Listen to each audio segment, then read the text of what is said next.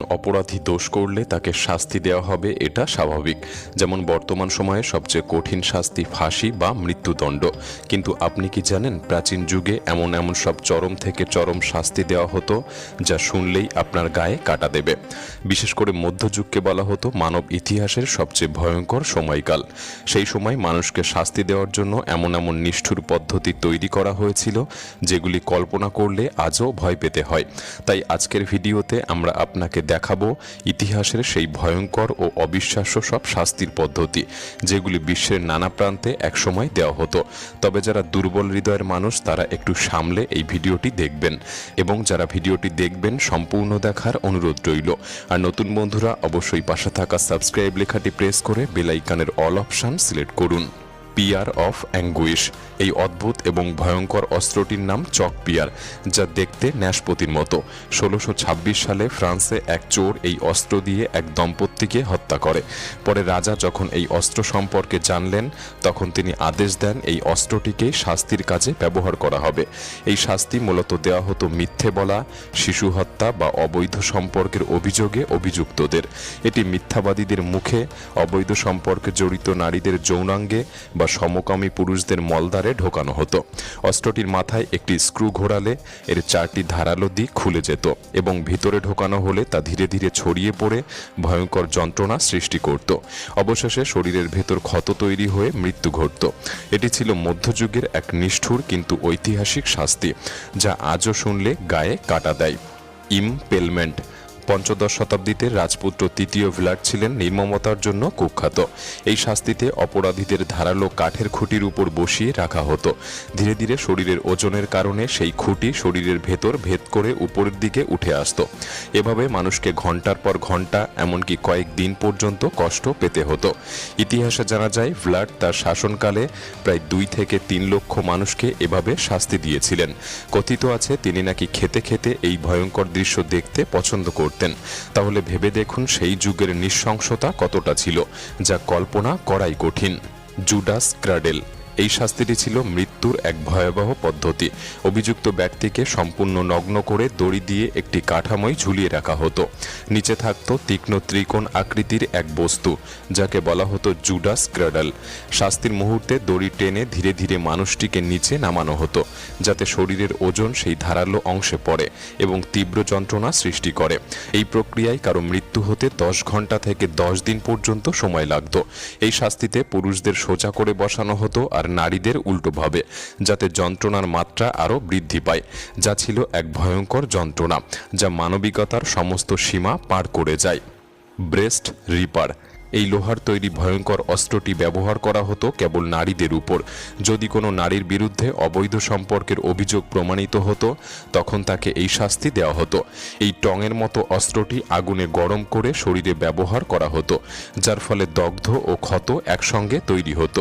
বেশিরভাগ নারী এই শাস্তির পরই মারা যেতেন, আর যারা বেঁচে থাকতেন তাদের জীবন হয়ে উঠত অসহনীয়। এই নিষ্ঠুর প্রথা প্রমাণ করে অতীতে সমাজের নারীদের প্রতি কতটা নির্মম অত্যাচার করা হতো। ফ্লেইং। খ্রিস্টপূর্ব 850 সালে রাজা দ্বিতীয় আশুর নাসির পাল অপরাধীদের শাস্তি দিতে যে পদ্ধতি ব্যবহার করতেন তার মধ্যে সবচেয়ে ভয়ঙ্কর ছিল ফ্লেইং বা জীবন্ত চামড়া ছাড়ানো। এই কাজের জন্য রাজা বিশেষ প্রশিক্ষিত লোক নিয়োগ করতেন, যারা ধীরে ধীরে অপরাধীর শরীরের চামড়া আলাদা করত। এরপর সেই চামড়া শহরের মোড়ে টাঙিয়ে রাখা হতো, যাতে অন্যরা দেখে ভয় পায় এবং অপরাধ করা থেকে বিরত থাকে। এই নির্মম প্রথা ছিল তখনকার রাজকীয় শক্তি ও ভয়ের এক প্রতীক। দি ব্রোঞ্জেন বুল। প্রাচীন গ্রিসে একসময় অপরাধের আগে মানুষ হাজারবার ভাবত, কারণ তারা জানত শাস্তি মানেই ছিল মৃত্যুর থেকেও ভয়ানক কিছু। এই শাস্তির পদ্ধতিতে ব্যবহার করা হতো এক বিশাল পিতলের তৈরি ষাঁড়ের মূর্তি, যার পিঠের দিকটি খোলা থাকত। অপরাধীকে ভেতরে ঢুকিয়ে নিচে আগুন জ্বালিয়ে দেওয়া হতো এবং ষাঁড়টির মুখে এমন এক ডিভাইস বসানো থাকত যাতে ভেতরে থাকা মানুষের চিৎকার বাইরে থেকে সঙ্গীতের মতো শোনা যায়। ধোঁয়া থেকে দুর্গন্ধ না ছড়াতে তারা সুবাসিত তেল বা ভেষজও ব্যবহার করত, যাতে আশেপাশে দুর্গন্ধের পরিবর্তে সুগন্ধ ছড়ায়।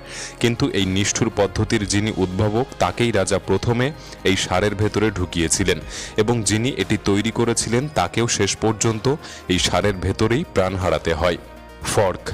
এই শাস্তিটি মূলত আমেরিকায় প্রচলিত ছিল। অপরাধীদের গলায় লোহার এক যন্ত্র পরানো হতো, যার দুই পাশেই ছিল ধারালো প্রান্ত। এর ফলে মাথা নাড়ানো বা নিচু করা একদম অসম্ভব হয়ে পড়ত। যখনই কেউ সামান্য নড়াচড়া করার চেষ্টা করত, লোহার ধার তার গলা ও বুকে গেঁথে যেত। এই যন্ত্রণার মধ্যে মানুষ না খেতে পারত, না ঘুমাতে পারত, আর শেষ পর্যন্ত অল্প সময়ের মধ্যেই মৃত্যুর দিকে এগিয়ে যেত। Death by sawing. প্রাচীন ইউরোপে বড় অপরাধীদের জন্য ব্যবহৃত হতো এই শাস্তি। অপরাধীকে উল্টো করে ঝুলিয়ে রাখা হতো, তার পা বাঁধা থাকত রাস্তার মাঝখানের খুঁটিতে। এভাবে ঝুলিয়ে রাখলে রক্ত মাথায় পৌঁছাতে পারত, ফলে দীর্ঘক্ষণ অজ্ঞান না হয়ে যন্ত্রণার মধ্যেও সে বেঁচে থাকত। এরপর দুই ব্যক্তি বড় করাত দিয়ে ধীরে ধীরে মাছ থেকে কাটা শুরু করত।